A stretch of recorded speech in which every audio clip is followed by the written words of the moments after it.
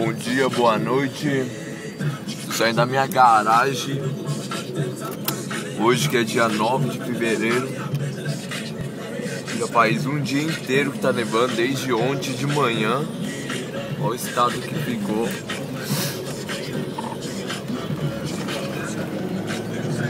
Bora acelerar.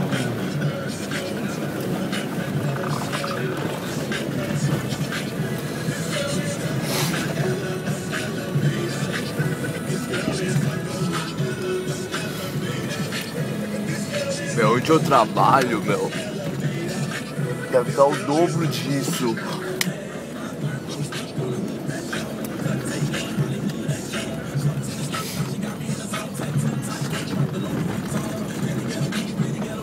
Escorregando demais aqui.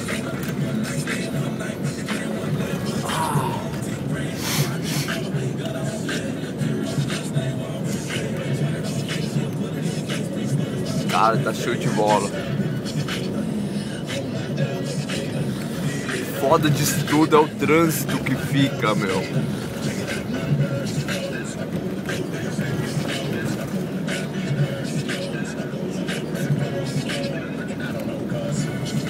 Os caras andam muito devagar, ao contrário de mim.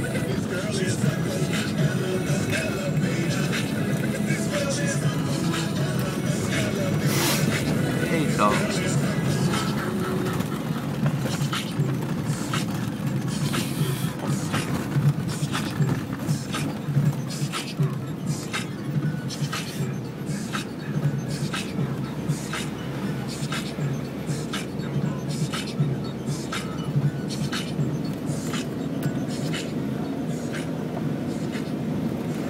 Esse aqui é o novo Rodanel de Ogak.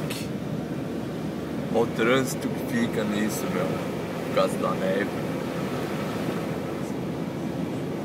Se no Brasil a chuva atrapalha, já causando vários acidentes, vários trânsitos por aí na marginal, imagina se fosse neve, meu.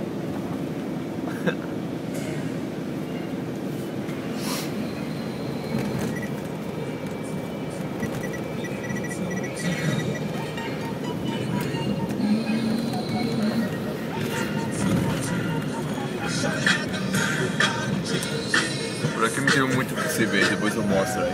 Falou pra vocês.